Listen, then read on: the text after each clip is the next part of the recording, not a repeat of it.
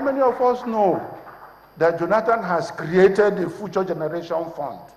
He's not thinking about this next election, and virtually all that I have enumerated here is not something that you will have the tangible benefits in the immediate, that are things the next generation will grow to benefit from. Mr. Goodluck also created the Subsidy Reinvestment and Empowerment Program to wisely invest savings from petroleum subsidy. He created Presidential Special Scholarship Scheme for Innovation and Development to produce future researchers. Is it working for today? Obviously no, and not for the next election. There is nothing in most of our programs that you may start to see the result today. He's planning for the future, he's planning for the younger ones, he's trying to build a concrete foundation upon which Nigeria should stabilize as it grows. Again, on the economy. The economy is being expanded to accommodate everybody, particularly certain social cadre, like the youth, women, and professional groups. In this way, small and medium enterprises are being promoted. Such programs as UWIN, micropreneurs, agriculture-intensive, graduate internship program targets as young school leavers. By the time these programs will deliver in concrete terms, Mr. Goodluck may not be in the office. It is for the future of the next generation.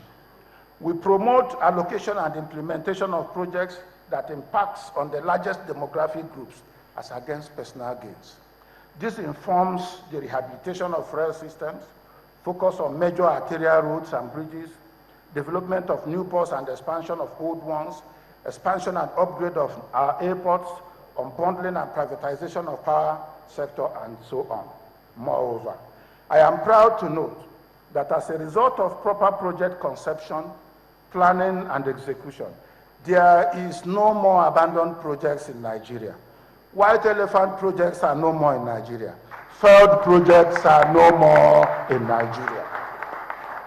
Distinguished ladies and gentlemen, if you allow me, I will take the whole time, but you can agree with me that this president, this man called President Jonathan, he's not a politician, he's a statesman. By the time he finishes the next 4 years, the gear of Nigeria will be irreversible.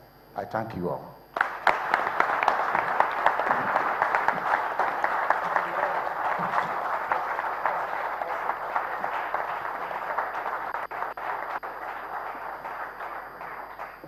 Thank you very much, sir. It's a very difficult question as the moderator when you're asked, how do you tell the Secretary to the Government of the Federation that his speech was 10 minutes and 1 second long? The answer is you don't. You just move on. Thank you very much for that, sir. Ladies and gentlemen, viewers at home, please don't forget that this program is live on STV, NTA, channels, AIT, and of course on the network service of FRCN. And the Twitter handle is @GEJWinsIt, and you can also hashtag GEJWinsIt. A number of tweets are already coming in, and we have a team sieving through all your questions so that we avoid repetition. And it was good to see that as the senator was speaking, a lot of people were penciling down, which I presume to be questions. So we'll get to that. Moving on to the first session is the facts and figures session. And the whole essence of this session is we're going to have a number of the panelists come on to give you some facts about the administration of Mr. President. But most importantly is to inform you so that when you're asking your questions or when we get to that section, you're well informed as to how and what to ask for. I would like to start off in the first line of a series of panelists that will be coming on. A public policy and security analyst, he's an editor, and of course, he's carved his niche in this sector. He goes by the name Mokhtar Dan Ian, and please give him a round of applause as he comes on stage. Thank you, sir. All right, hello everyone. Hello Nigeria. One of the things that I'm going to talk about is the president's fight against corruption. In this electoral cycle, the opposition has made corruption a buzzword. They keep on saying corruption, corruption, corruption, corruption. The truth of the matter is, in my opinion, and in the opinion of many other people, President Jonathan has actually done more to fight corruption than any administration prior to his. And what I'm going to do is very briefly go through 10 facts about his fight against corruption. The very first thing I want to talk about is the fact that, unlike his predecessors, he does not treat corruption as a political thing. He treats it as something that is necessary, the fight against corruption, that is, as something that is necessary for national development. And he has chosen to employ good strategies and diligence, not brute force, in order to do this. One thing he has also not done is he has not abused his powers in order to appear tough on corruption. He hasn't victimized a few people to say, hey, look at what I'm doing. He hasn't victimized a few sectors or a few areas to look like he's actually working. What he does do is he follows due process while fighting corruption, because he believes that by doing this, he is actually strengthening our institutions.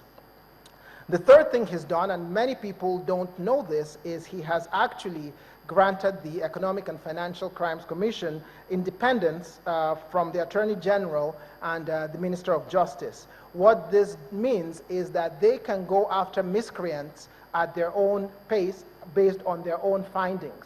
They are no longer answerable to political godfathers. Number four, and this is very important to people who understand that Nigeria's economy is very dependent on agriculture. He has, with his policies, he has basically decimated almost 4 decades of fertilizer subsidy fraud. As a result of this, over $50 billion is saved annually. So not only are the farmers getting their fertilizer, but middlemen who made money simply by being in the system have been eliminated. Number five, he revived the Integrated Payroll and Personnel Information System, IPPIS. As a result of this, corruption in the public sector has been eliminated. In years past, what happened is we had a lot of ghost workers, we had a lot of ghost pensioners. So basically, if your friend is in a ministry or a parastatal, he'll add your name or the names of the whole village, and everybody gets paid. Those people exist only on paper. With IPPIS, the president has been able to eliminate that, thereby eliminating 50,000 ghost workers and saving 139 billion naira. Can we give him a round of applause for that? Ladies and gentlemen, that is amazing. And number six is Project Aquila, which was implemented under the president. As a result of this, over 20 million liters a day in PMS subsidy fraud have been eliminated. Here, he used technology to basically keep money in our treasury. The more money Nigeria gets, the more things Nigeria is able to do for Nigerians. Am I right or am I right? All right. Number seven, he approved the compulsory retirement of a judge that dismissed a grievous corruption case against a bank CEO. This dismissal happened before the defendant had even issued her plea. A lot of people expected him to not do anything, but he dismissed the judge. Again, strengthening institutions, letting people know that you can't abuse the system. Number eight, he approved the sack of a judge that upheld the results of a fraudulent election in Osun State, even though the judge's decision had benefited his own party, the PDP. Most other people, exactly, that's amazing. Most other people would have turned a blind eye and played politics, but like the Honorable Secretary to the Government of the Federation said, the President is a statesman, not a politician, and we are very fortunate to be led by him. Number nine, he approved the suspension of a judge that had sentenced a man convicted of stealing pension funds to a paltry fine instead of prison. Again, the president could have turned a blind eye. He could have listened to all those people who came in the dead of the night to plead the case of both people, but he did the right thing and dismissed the judge. And number 10, and I like this graphic, I mean, you'll see it. See, our president is a champion. You know, there's an old saying that real leaders walk softly but carry a big stick. And I think in Nigeria's history, no president has done that better than President Goodluck Ebele Jonathan. So with that, that's the end of my section. It's my honor and my privilege to introduce the next speaker. He was my senior at King's College, Lagos. Back then, he didn't have a beard. Now we're all much older, all bearded.